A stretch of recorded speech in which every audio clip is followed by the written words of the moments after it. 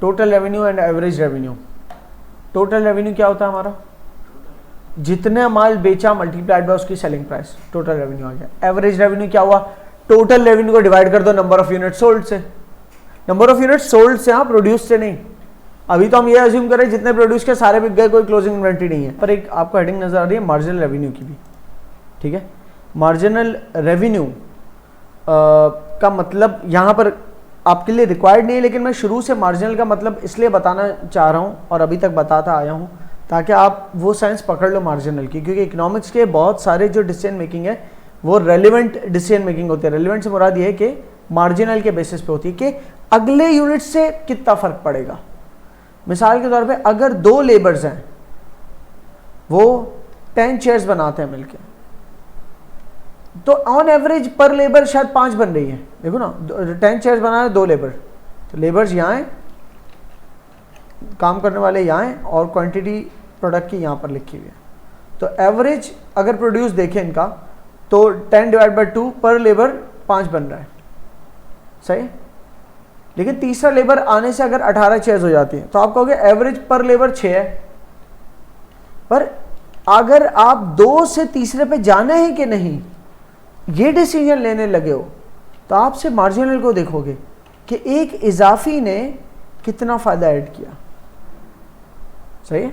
अगर एक इजाफी लेबर ने ज़्यादा फ़ायदा ऐड किया रिलेटिवली तो अच्छी है, तो मतलब गो फॉर दैट डिसीजन।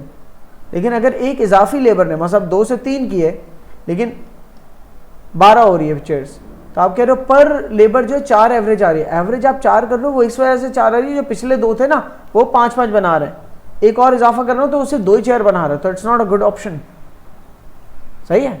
तो मार्जिनल से मार्जिनल चीज होता है ना कि कोई एक साइड एक वेरिएबल इंक्रीमेंट हो तो उसकी वजह से दूसरा मार्जिनली कितने से इंक्रीज हुआ या डिक्रीज हुआ, वो हमारे लिए इंपॉर्टेंट होता है मार्जिनल का कॉन्सेप्ट। तो उसी को रेवेन्यू में रख के सोचें कि पिछले रेवेन्यू और अगले रेवेन्यू का फर्क होता है मार्जिनल रेवेन्यू। अगर पहले आप 300 यूनिट्स बेच रहे थे और आपने रेवेन्यू कमाया मिसाल के तौर पे $54,000, ठीक है। उसके बाद आप अगर 400 यूनिट्स बेचते हो और वो आपको रेवेन्यू दे रहा है $70,000, तो इजाफी 100 यूनिट्स ने आपको कितना रेवेन्यू दिया, $16,000 का, ठीक है, इजाफी 100 ने। तो एक्चुअली जो इजाफी 100 यूनिट्स बिके तो वो $160 ऊपर पे बिके, या कह लो ये बिक सकते हैं और ये बिक सकते हैं, 2 अल्टरनेटिव्स हैं। चलो बिके नहीं तो बिक सकते हैं इतने में और इतने में, ठीक है। अब पहले $54,000 को अगर मैं 300 से डिवाइड करूं तो आई थिंक 180 आएगा। 540 डिवाइड बाय 3 180।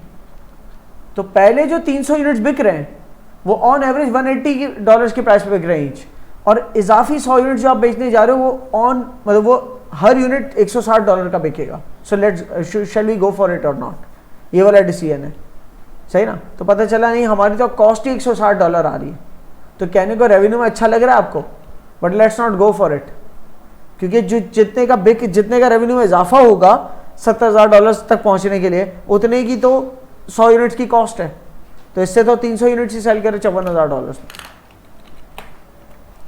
या कभी ऐसा भी हो सकता है कि मार्जिनल रेवेन्यू मतलब टोटल रेवेन्यू तो इंक्रीज हो रहा हो, लेकिन मार्जिनल जो इंक्रीज है ना वो इतना ज्यादा ना हो, बल्कि उससे ज्यादा तो हमें कॉस्ट लग जाए, ठीक है। तो मार्जिनल की वर्किंग जो है ना मैं ये बताती कि एक इजाफी यूनिट से कितना बेनिफिट ऐड हुआ या एक इजाफी यूनिट से कितनी कॉस्ट ऐड हुई।